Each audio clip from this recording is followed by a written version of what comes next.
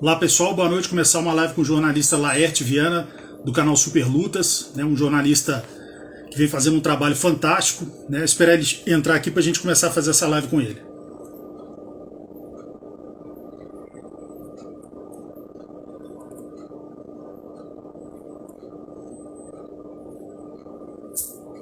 Convite aqui para o Laerte, esperar ele entrar aqui para a gente dar início a essa live. Ele que realmente é um jornalista que vem fazendo um trabalho fantástico no canal Super Lutas. Fala, meu amigo. Fala, meu amigo, tudo certo? Como é que tá por aí? Tá tudo beleza. Melhor agora aí com sua presença e o que eu falei aí é uma verdade, cara. Realmente você vem se destacando muito. Parabéns pelo seu trabalho, profissionalismo, a ética. Né? Um grande exemplo disso, que eu acho do seu trabalho bem feito, foi aquela polêmica que teve da luta do Verdun contra o Renan Problema. E você deu espaço para os dois e depois colocou um árbitro também para falar sobre isso. Então ali deu provas exatamente do trabalho isento e excepcional que você faz. Então, uma honra ter você aqui, meu amigo. Pô, primeiro, obrigado pelas palavras. Ultimamente eu tenho acompanhado aqui, só tenho entrevistado referências que eu tenho no meio do jornalismo, então tá tendo espaço aqui também, um grande prazer, brigadão. Esse episódio realmente foi muito marcante ali para o canal, né? No caso, o árbitro que você citou foi o Mário Yamazaki, também um cara que eu tenho contato já há algum tempo, um cara muito gente boa, muito bem quisto.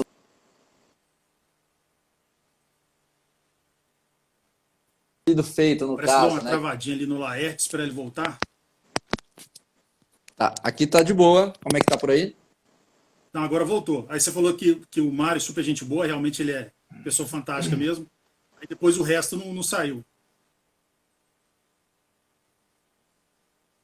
Deu uma travadinha de novo. Vocês estão conseguindo me ouvir bem, gente? Me ver? A imagem, o som tá legal? Ou o meu tá travando também?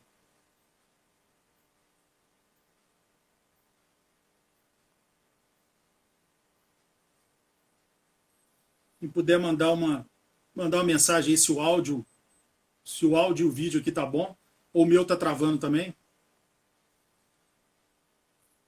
Tá, eu vou chamar o Laerte de novo.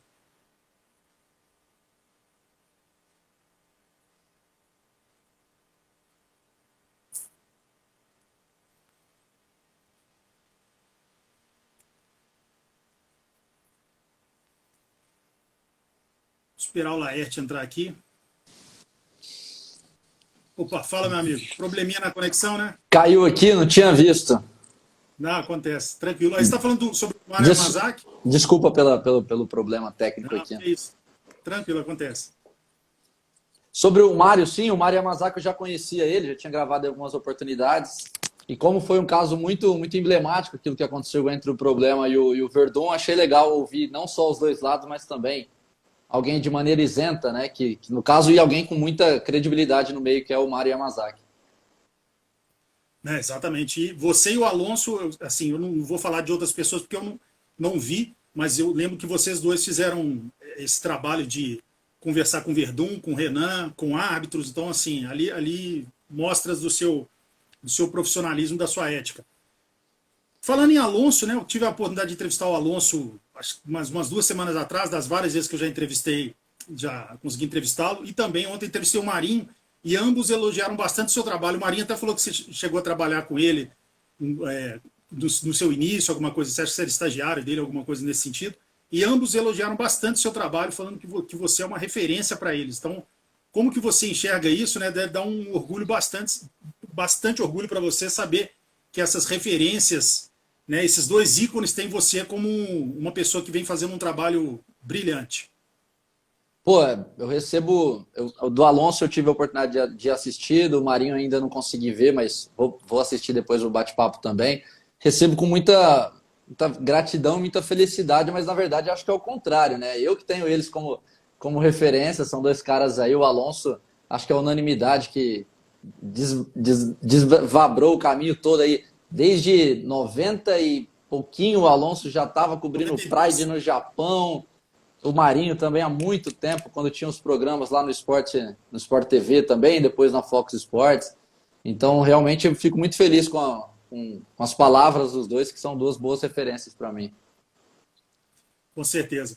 E como que começou a sua paixão pelas artes marciais, que a gente vê você hoje, a gente, né, mesmo se você não for um praticante, você é uma pessoa que tem que acompanhar e tudo. Mas como é que é ser aquele garoto que muita gente, quando eu faço entrevista, a pessoa pergunta, e você, qual que é a sua graduação? Eu não nego, eu já fiz arte marcial, mas aquela coisa superficial, não sou um graduado, nem nada.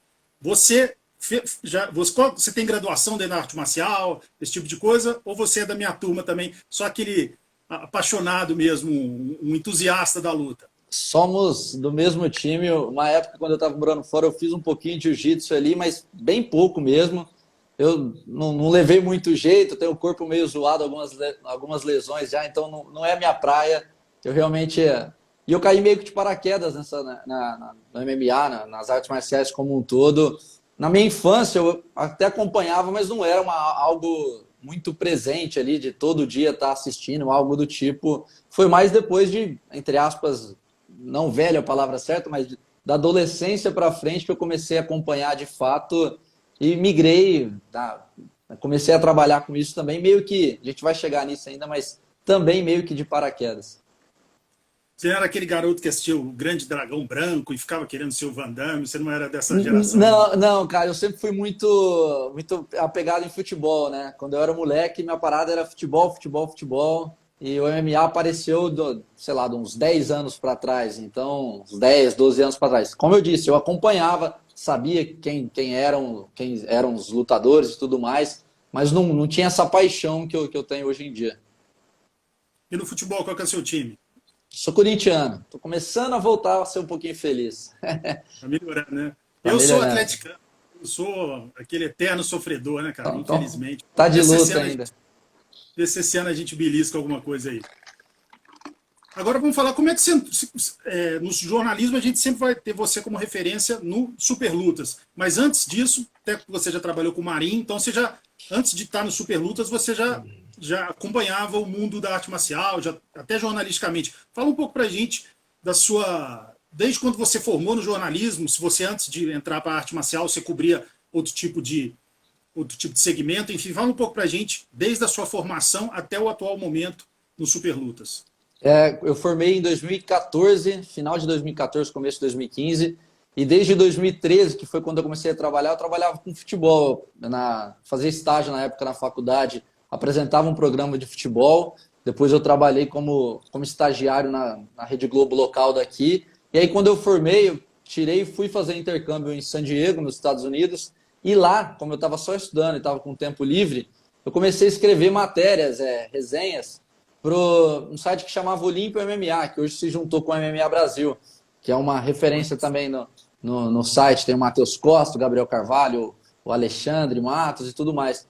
E poucos meses depois eu comecei a escrever coluna para o Sexto Round. O Sexto Round, que hoje é o canal no YouTube, antes tinha um site, né, com uma galera da melhor qualidade.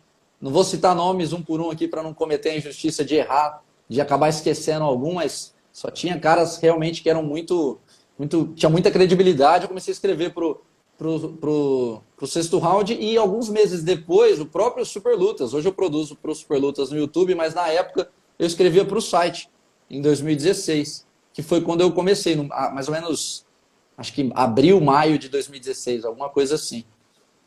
Mas o Marinho, isso que o Marinho citou, é porque o Marinho também escrevia coluna para o Sexto Round também, e teve algumas outras vezes que eu fui na Fox com o Vitor Miranda, o Vitai foi comentar eventos lá do Bellator, e o Marinho trabalhava lá, e na época eu cheguei a acompanhar o Marinho, mas eu nunca cheguei a trabalhar diretamente como estagiário do Marinho. Ah, tá. Eu devo ter confundido, mas eu lembro que ele falou que já trabalhou com você, alguma coisa assim, e elogiou bastante o seu trabalho. Agora, o canal Super Lutas, que é, principalmente hoje em dia, uma referência, não tem como negar isso, e ele ficou durante um tempo parado. E depois, você, se eu não me engano, você voltou em abril ou maio do ano passado, e de lá para cá é notável o crescimento do canal, tanto em inscritos e visualizações. Como que aconteceu essa volta pro canal e a que você atribui, além, é claro, do seu talento, enfim, esse crescimento absurdo que você, com certeza, é um dos grandes responsáveis por ele ser hoje, junto com, vamos colocar assim, junto com o Sexto Round, os principais canais de resenha, de luta. O seu eu acho que é até um pouco diferente, que além dos prognósticos de luta, Entrevistas, você né? faz as entrevistas, né? Então, assim, mas queira ou não, você, em termos de amanhã vai ter uma luta lá, Verdun versus Fedor, um exemplo. Aí você, um dia antes, faz o que você acha, o Renato também faz, vocês dois com grande maestria. Então, acho que vocês são um canal ali, mais ou menos, que, nesse momento, aquele cara que busca a demanda de, poxa, quero saber de notícias atuais do mundo da luta, ele procura saber a sua opinião e a do Renato no Six Round. Fala um pouco pra gente sobre isso e, né, e te parabenizar por esse trabalho fantástico que você vem fazendo. Pô, primeiro, obrigado pelas palavras. Tem muitos canais legais aí que eu sei que eu conheço a galera também, que fazem um conteúdo bacana, então fico feliz que você me coloque ali como uma das referências. Obrigado mesmo. Em relação a quando começou, de fato, o canal de Superlutas tinha um trabalho feito alguns anos atrás pelo Carrano, pelo Eduardo, pelo Bruno. Eu também já tinha produzido, João Vitor, uma galera bem boa. E aí estava um pouco inativo ali, alguns anos inativos. E aí eu estava fora do MMA, eu estava trabalhando já na minha área de jornalista, mas em algumas outras funções. E eu vi a oportunidade. Mandei uma mensagem para o Eduardo, que é o dono da marca, e falei, pô, será que você me libera o espaço para eu começar a produzir conteúdo? Isso foi em maio do ano passado. Eu lembro que eu comecei com uma entrevista com o Glover. O Glover ia lutar com o Anthony Smith na época ainda. E aí eu entrei, foi a primeira, em maio do ano passado, e agora, mais de um ano depois, graças a Deus, com o meu trabalho, o trabalho do resto do pessoal também que está lá da equipe, deu esse boom aí. Eu acho que é muito em questão da oferta e demanda, cara. O público do MMA está crescendo muito e então está tendo espaço para todo mundo, né? Como eu disse, tem outros canais que fazem também tipos de conteúdos. Cada um tem uma linha, né, de editorial. Tem alguns que fazem só resenhas, outros só entrevistas, outros fazem uma mescla. Mas eu acho que é muita oferta e demanda. O público está crescendo, o público consome esse tipo de conteúdo e se você souber fazer de uma maneira, eu não digo nem questão de qualidade, porque isso é muito relativo. Tem gente que pode me assistir, me achar bom, tem gente que pode me achar ruim, mas de fazer de uma maneira séria, comprometido, eu acho que não tem como não vir. O caminho correto é esse a ser traçado, sabe? Não tem como te achar ruim, não. Nem o cara mais hater do mundo, o cara tem que ser, Ah, ser muito hater. mas tem uns lá que aparecem lá para falar umas besteiras. É difícil. Agora eu vejo que o seu canal, até como do Renato também, vocês são mais por esse MMA atual, a coisa assim, mais de uns 10 anos para trás. Você tem algum interesse? Porque isso, por exemplo, o meu canal, todo mundo sabe que eles falam, não devia chamar MMA Debate, devia chamar Vale Tudo Debate, que eu pego só o pessoal old school mesmo, né? Tanto do jiu-jitsu como da luta livre, do Muay Thai. Eu gosto mais dessa coisa do resgate. Você tem a intenção algum dia de fazer isso ou não? Realmente o seu nicho é o pessoal mais atual, as lutas atuais, enfim.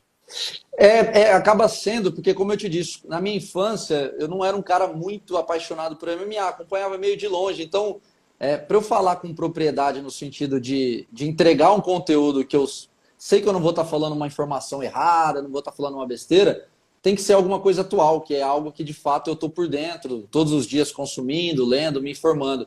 Então por isso que eu acabo sempre optando eu deixo para você, deixo para o Alonso, deixo para a galera que entende mais que tem mais histórias e mais repertório para falar do MMA um pouco mais antigo. Cara, qual a entrevista que você fez até hoje, aquela que você tem que mora no seu coração, que você, caramba, eu tô falando com esse cara. E eu tenho, né, um dia que eu entrevistei o Royce, o Marco Ruas e vários assim, com caramba. E aí alguns você chega a fazer amizade, o cara conversa com você em box, assim, qual aquele que você às vezes fica assustado, que o próprio cara te manda um zap assim, fala, meu irmão, bom dia, você, caralho, bicho, esse cara hoje é meu amigo. Cara, essa pergunta é muito boa. Graças a Deus, eu tenho uma sorte que eu consigo manter um laço de amizade com alguns, mas um laço ali de proximidade com a grande maioria dos atletas que eu entrevisto. Uma entrevista que eu achei muito bacana, porque é difícil e foi meio que repentino, assim, foi do Henry Cejudo, né, o americano, ex-campeão do UFC, que foi meio inusitado, porque eu tenho uma relação próxima com o Bruno Bulldoguinho, que é amigo dele. O Bulldoguinho tinha acabado de vencer e estava com ele lá no hotel, e eu mandei uma mensagem para ele, com quem não quer nada, não estava esperando. E aí, de repente, toca o meu telefone, na hora que eu atendo uma chamada de vídeo, era o Henry Cejudo. Aí eu falei, pô, olha que coisa bizarra. Eu só ajeitei as coisas, a gente bateu um papo. Amizade mesmo que eu tenho, mais próximo eu tenho com o Vitor Miranda, o Vitai, que já me hospedou na casa dele várias vezes. Começou assim, começou com uma entrevista. Uma vez ele estava em Las Vegas entrevistando, e foi lutar contra o Camuso, eu estava por lá, a gente gravou. De repente eu já estava dormindo aqui na casa dele no Rio de Janeiro, alguns projetos que a gente trabalhou juntos.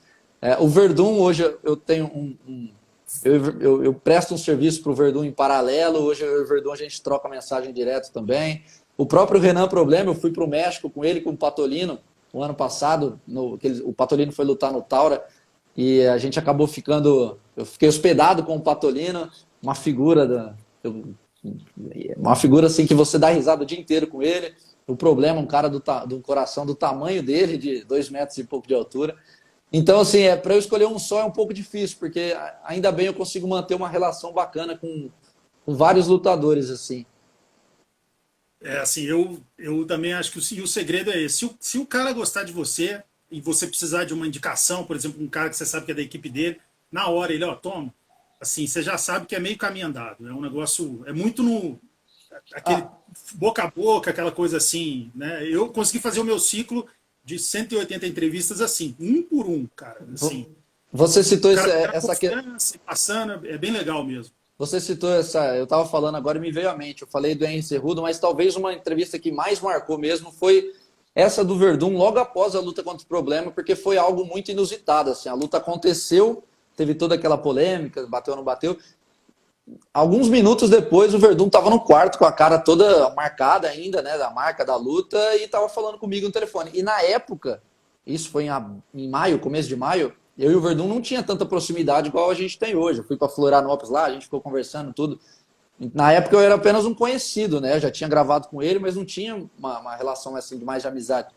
E isso foi legal, assim, sabe? Foi um furo, né? Foi o primeiro que gravou depois de tudo isso. Então foi legal. O Charles agora também. Fui pro Guarujá lá na casa do Charles com o cinturão. Foi uma experiência bem bacana. E você, como eu já citei esse caso do que você deu direito de resposta, espaço para todos os lados, ainda colocou um árbitro, né, para dar a visão dele mais neutra ainda possível. Então isso, né, é um grande exemplo do jornalismo ético que você faz. Agora, o que você olhando, né, você dessa nova geração, você é um rapaz jovem ainda, formado há pouco tempo, já tem uma boa experiência, mas ainda é um jovem. O que você, sem citar nomes, sem citar programas, enfim, o que você vê dentro do jornalismo que você fala, poxa, esse tipo de situação eu jamais faria? Assim, que você acha que é inaceitável para um jornalista? Diz respeito, cara. Eu acho que quando a gente pode, para começar, para pegar uma linha de raciocínio, o conteúdo que eu faço muitas vezes pode ser contraditório no sentido de conflituoso, a palavra certa, não contraditório, conflituoso. Porque ao mesmo tempo que eu faço análise, eu também faço entrevista com esses caras que eu dou opiniões sobre eles. Então, muitas vezes, de repente, eu posso falar sobre um lutador A, o cara ver, não gostar e não querer mais me dar uma entrevista. Só que a questão é como você fala isso. Eu posso muito bem chegar aqui e falar, o lutador A, eu acho que ele é azarão, eu acho que ele não lutou bem, eu acho isso, aquilo, mas de uma maneira educada. Eu não preciso ficar isento. Eu acho que as pessoas precisam, e pelo menos a grande maioria faz isso, graças a Deus é minoria que eu percebo que tem esse tipo de atitude, é saber criticar, saber dar uma opinião, mas de uma maneira educada e não desrespeitosa. Você tem palavras que você pode usar, tem jeitos que você pode adotar na hora de fazer uma crítica e algo do tipo. Então eu acho que a base de tudo é o respeito. E alguns casos a gente vê que exageram na mão, mas é minoria. Entrou até o Luiz II, dá um abraço para ele, ele é um historiador de luta, ele até hoje mandou o link da sua entrevista que você fez com, eu esqueci o nome do rapaz agora, que é um que estava participando do programa do Dana White, hoje, que ele foi eliminado. O Caio Borralho, talentosíssimo. Isso. Então, assim, aí eu ia ver, ele me mandou, ele chama Luiz II, ele está aí, também elogiou bastante o seu trabalho, né? E ele é um historiador de luta. Então, e ele hoje mesmo mandou o link dessa entrevista que você fez. E realmente foi, eu ainda não vi essa entrevista, mas algo bem justo, né? Ele ganhou e acabou não sendo escolhido, é isso mesmo? Exatamente, ele ganhou a luta, a gente sabe que não basta só ganhar, né? O Dana White escolhe ali, mas parece que o Dana estava meio de mau humor na terça-feira. A gente falou bastante na entrevista, ele falou por que ele acha que ele não foi contratado, por que ele acha que que de repente ficou de fora, mas falou que o UFC meio que já conversou com ele, deve pintar no UFC em breve.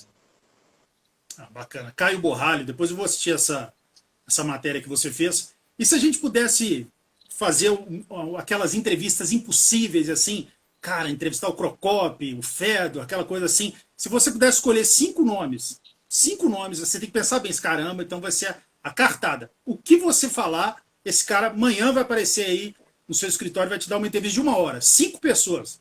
Quais seriam elas? Pode ser o Fedor, pode ser o John Jones, enfim. 5 nomes. Mas aquelas, não pode errar. aquelas, não pode errar. aquelas que a gente sabe que não vai acontecer ou aquelas que é difícil, mas a gente tem uma chance de acontecer? Não, aquela dos sonhos. Não, pode acontecer um dia de você entrevistar esses caras. Vamos supor, se você pudesse hoje escolher 5 caras históricos que estão até na ativa ou que já pararam, enfim, mas gente histórica que dificilmente dá entrevista, que a gente vê entrevistas dele, e para portais do Brasil eles dificilmente deram.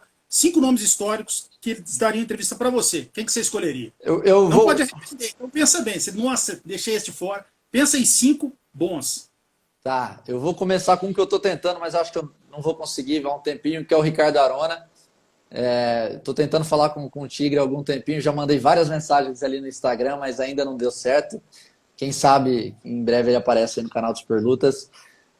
Eu gostaria de conversar com o Conor McGregor, por ser um personagem absurdo que ele é, né? Dispensa apresentações, também é algo que não vai acontecer. Teria vontade de conversar com o John Jones, mas sinceramente perdi a vontade, perdi grande parte do apreço que eu tenho por ele, por tudo isso que ele vem fazendo. Esse último episódio agora foi lamentável, então eu deixo John Jones de fora. Uma que pode acontecer em breve é o Anderson, estou tentando aí um tempo também, está aqui atrás de mim, ó. Esse cara aqui que ninguém precisa falar, né? Temos 3, mais 2. Pô, essa pergunta foi boa, eu tenho que pensar. Arona, Anderson, McGregor. Deixa eu pensar. Ronda Rousey é um caso, talvez o maior nome, né? Não a melhor eu acho que é a Amanda Nunes, mas talvez a mais importante da história do MMA feminino, né? Ela que meio que quebrou as barreiras para a galera vir atrás. Mais um. Eu vou colocar a Amanda aí, porque também é algo que eu estou tentando há algum tempinho. Essa eu acho um pouco mais fácil de acontecer, mas acho que esses 5 nomes seriam, assim, sem pensar muito, né? Talvez daqui a pouco eu mude de ideia, mas de bate-pronto, acho que esses 5 nomes são o top 5.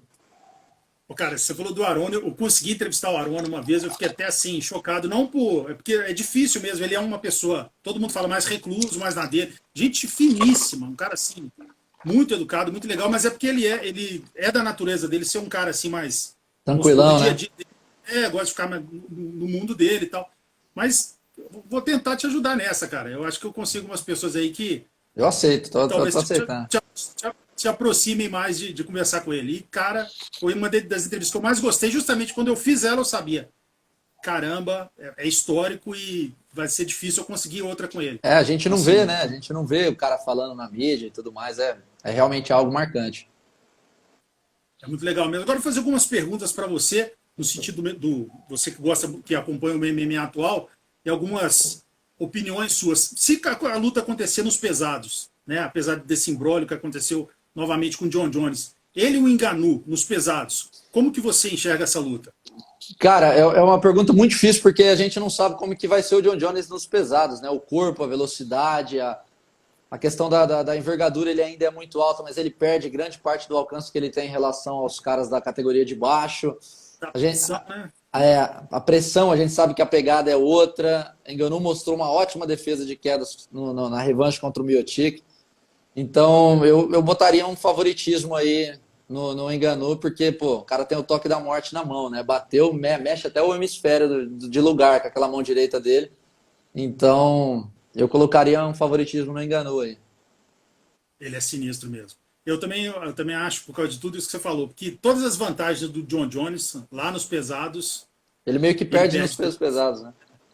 Exatamente. Agora, nas regras do boxe, o Anderson, que é aquele estilista, que é aquele cara que não tem tanto punch, mas tem aquele volume e aquele índice de acerto dele muito grande, porque ele é um cara muito técnico. E do outro lado, o Vitor, que já tem o punch descomunal, enfim. Se acontecer uma luta dos dois nessa regra específica, uma luta de acho que acho que a luta está sendo 2 ou 3 minutos, oito rounds. É. Como que você enxerga essa luta? Eu vejo um favoritismo para o Anderson, porque aquela velha história que a gente conhece do Vitor, né? Um cara muito explosivo, muito agressivo, muito técnico, né? A gente vê, por mais que o Holyfield ali tivesse quase de muleta no ringue, né? Com todo respeito, a gente vê que o Vitor, a velocidade, a habilidade, a explosão do cara continua a mesma. Mas é aquela história, né? O Anderson tem uma movimentação, um centro de distância muito grande. Então eu acho que a luta ia acabar se prolongando um pouco mais e conforme foi em toda a carreira do Vitor no MMA, conforme a luta se prolonga, menores são as chances dele. Então não acredito que ele venceria o Anderson na via rápida. Acho que seria uma luta decidida por decisão e quanto mais longa a luta for, eu acho mais vantagem para o Spider. A fera aí, o grande Mário Filho Marinho entrou aí, se quiser Um deixar um abraço para o recado para ele. Marinho. Uma das minhas grandes referências. Eu e o Marinho, a gente ficou de fazer um conteúdo junto aí, acabou não saindo do papel ainda lá no Super Lutas, no canal dele, no canal do Mário Filho também no YouTube, canal OS, mas a gente vai botar esses planos em prática aí mais pra frente. Laerte, agora fazer aquela pergunta clichê, né, que a gente tem que fazer, mas pode ser peso por peso. Quais os 5 maiores nomes do MMA que você acompanhou? Não vale do passado, Marco Ruas, Royce, vale só os que você acompanhou, desde de Tá. 2010 para cá, enfim. Precisa Peso ser, por peso. precisa ser em ordem? Ou de categoria, você fala? Ordem que você quiser. Peso por peso. Um por categoria. Mas eu digo assim, o top 5, primeiro, segundo, terceiro, ou só jogar os 5 primeiros? Pode 5. Pode ser todos do mesmo peso, um de Tá, cada show. peso. Não estou falando necessariamente na mesma ordem, mas John Jones, Anderson, Amanda, George St. Pierre, e eu não sei se eu boto. Cara, eu acho o Aldo fora de série. Assim, o que esse cara faz há 10 anos na elite, ali no top 5 há mais de 10 anos, eu acho que é coisa para raros. Então, eu acho que o Aldo deveria receber um valor maior do que ele tem. Mas também, de repente, acho que fica ali entre o Aldo. É que tem a questão de quem ele enfrentou também, que eu falaria o Demetrius Johnson, que é um fenômeno, né? O que ele fez no UFC, pouquíssima gente fez. Mas aí tudo bem que entra aquela questão da concorrência, quem que ele enfrentou. Mas eu vou colocar, então, John Jones, Anderson, Amanda, quem que foi o outro? Aldo e George St. Pierre. Vou botar esses 5. Não na ordem, não está necessariamente na ordem, mas vai nesses 5. Agora, vamos fazer uma analogia com o futebol. Você é corintiano. Pelo jeito, pelo que você falou, que você era um cara que acompanhava futebol, você é fanático. Igual eu sou pelo Galo, você é pelo Corinthians. Mas você é de uma época que pegou mais o Corinthians, né? Você é um cara jovem, você não viu o Sócrates, o Neto, o Rivelino, etc. Mas você sabe que esses caras, em cada época, foram craques. Então vamos pegar, de tudo que você viu, que você, ao longo da sua jornada jornalística, você teve que ver lutas do Minotauro, lutas mais antigas, assim, do Mark Coleman. Então você, na sua cabeça, consegue falar, pô, esse cara, eu sei que ele era bom, poxa, ele quedava bem, ele era bom de chão, esse era bom em pé. Então, se você pudesse colocar dos que você não viu inteira, por exemplo, o Fedor, pelo da época que você não pegou o auge do Fedor, que foi ali 2002 a 2005, mas você sabe que ele era bom. O Minotauro, sim, claro. O auge dele, você pegou o Vanderlei, etc. Dos que você não viu, mas que você acompanhou por videotape, enfim, quais os 5 maiores para você? Ali da época do Royce até de 93 a 2010, vamos colocar assim. Cara, eu vou esquecer de muita gente, porque minha memória é muito ruim para essas coisas.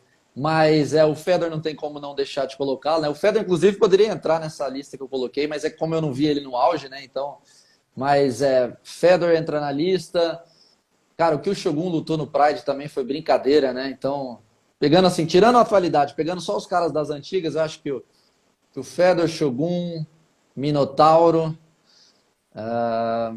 Randy Couture também foi um grande nome, que a galera às vezes esquece. Os feitos que esse cara fez também foram muito grandes. E eu tô tentando puxar um quinto nome. Eu vou botar o Vanderlei, porque eu gravei com o Vanderlei semana passada, então em forma de agradecimento. Não, mas ele era fantástico, cara. Claro, com certeza, com certeza. Ele era um mito mesmo. O Vanderlei no auge era um lutador sensacional. E dos atuais campeões do UFC, quem que você acha que continuará mantendo o cinturão e o que você acha que tem chance de perder? Cara, que continua, acho que é meio que unânime, que é as duas meninas, né? A Valentina no peso mosca, a Valentina Shevchenko e a Amanda Nunes no peso galo, que simplesmente não há competitividade entre elas, né? Porque a Valentina já varreu a categoria do peso mosca, vai ter que dar a volta de novo. A Amanda, mesma coisa no peso galo e até na categoria de cima no peso pena. E que tem chances de perder, deixa eu pensar aqui. Eu vejo o Jan Blachowicz, né, no meio pesado. Eu acho que dentre os campeões atuais é o que tem a concorrência mais difícil ali. O Glover tem chance, tem o Ankalaev, tem o Rakik, tem o Prohaska, a Marreta. Eu acho que de todos, acho que o meio pesado, o Jan Blachowicz, é o que menos inspira confiança, embora seja um excelente lutador.